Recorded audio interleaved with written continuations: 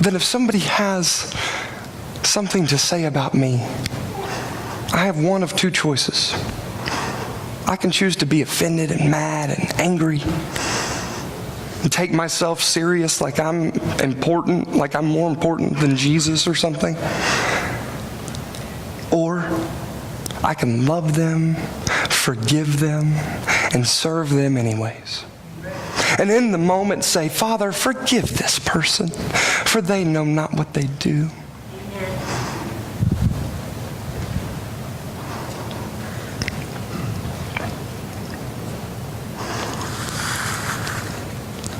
Somewhere, there's been another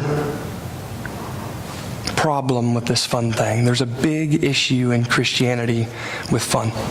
And I don't know where it happened. I've been through like 6 church history classes, y'all.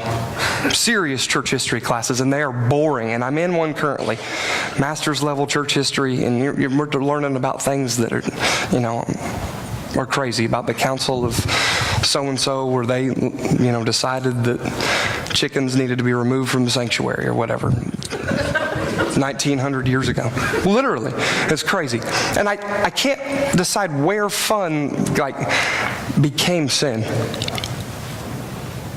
But somewhere, the word fun and sin got attached.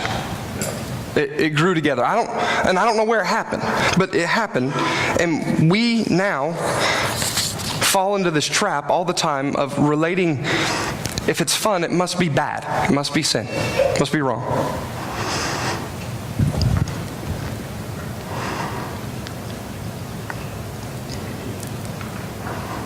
And we can't do that to our children. We can't have our children have their thoughts and their minds about church and Christianity and Jesus be that it's not fun because fun is sin and sin's not allowed in the church. That can't be their mindset. I'm telling you right now, for the 20-somethings, it was our mindset. We grew up in a culture where having fun wasn't allowed in church. Where having fun wasn't okay. It slowly started to change, but we need to be very clear and very sure that our children know that fun is okay, it's acceptable, it's good. Now, I'm not saying that we need to throw out Bible study and that we need to throw out worship and that we need to just, come to church and have a party every week or put a volleyball net up in here and play volleyball, which sounds like a blast to me. I'm thinking about doing it. But just because, it's Zach's idea and he's the fun expert. But we've got to make sure that our children know that God is fun and that a relationship with God doesn't mean you don't get to have fun. In fact, it means you get to have more fun. It means you get to experience the John 10:10 abundant life that Jesus came to give us. The thief comes to steal, kill, and destroy. Jesus came so that we could have life and have it to the fullest.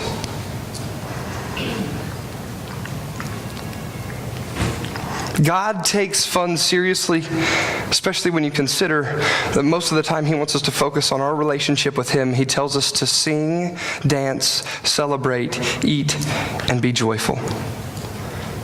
Christians should be the most joyful, positive, happy, playful, fun people on the planet. Instead, too many get a bad rap for being negative, pessimistic, obnoxious, judgmental, and boring. Imagine what God could do if we would have a little bit more fun. Our kids might grow up with a completely different idea about church and about the Christian community. So what do we do about it? First thing is, loosen up. I'm saying that for myself too. And I'm honest with y'all, if you ask the youth kids, they will tell you that Zach is more fun than me.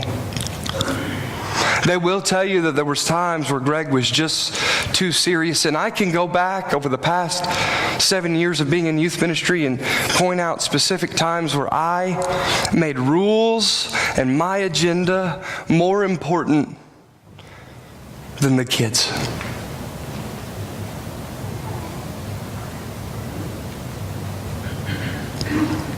And I needed to loosen up. You see these videos of me riding on the back of the motorcycle, having fun. And I thank God for that.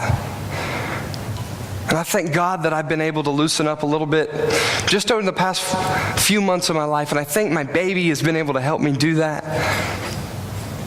But my challenge to y'all is that if you're one of these that takes yourself so serious that no one can ever say anything, that they have to walk on pins and needles around you, that you're always offended about something, maybe instead of just trying to not be offended, maybe that's not the root of the problem. The root of the problem is you need to loosen up. You need to not take yourself so seriously. You need to be willing to smile. You need to be willing to dance. You need to be willing to act a fool in front of the people in your life that you love, like your children or your grandchildren.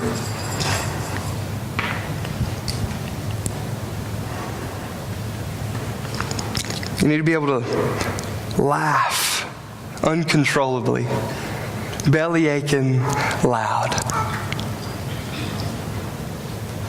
You need to be able to forgive. Most of all, with the young ones in your lives. And this goes for even young people that have little brothers and little sisters and an opportunity to love someone younger than you. You need to be willing to play. To get off the chair and get down on your hands and knees and play with your 20-month-old daughter. That's what I said.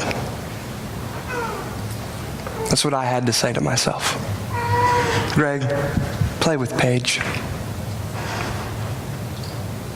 I know you're tired. I know your back hurts, but play with Paige. Acts 2:42-47 says this is about the church. They devoted themselves to the apostles' teaching and fellowship, to the breaking of bread and to prayer. Everyone was filled with awe at the many wonders and signs performed by the apostles. All the believers were together and had everything in common. They sold property and possessions to give to anyone who had a need. Every day they continued to meet together in the temple courts. They broke bread in their homes and they ate together with glad and sincere hearts, praising God and enjoying the favor of all the people. And the Lord added to their number daily those who were being saved. Everything we do in church, everything we do in our Christian lives, everything we do at work, and our daily mission to live following Jesus with all that we have, we need to do with a glad and sincere heart, having fun, praising God, and enjoying the favor of all the people that He has put around us. We may not all be perfect. We may not all get along. We may not all have the same viewpoints. We may not all line up. But God put us all here for a reason. As we close today, I'm going to invite the band back up.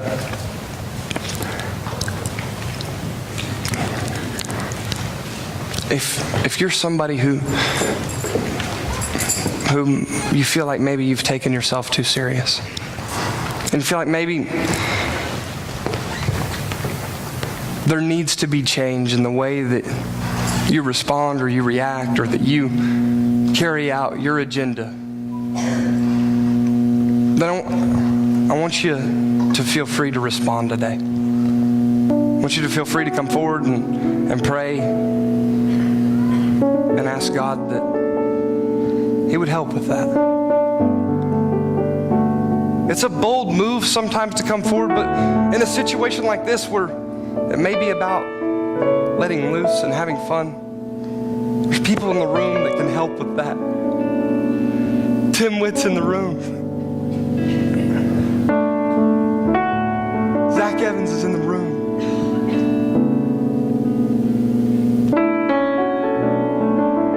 Derek Baysinger's in the room. If you just haven't played in a while and you're a man, go talk to Derek. We'll show you how to play basketball again.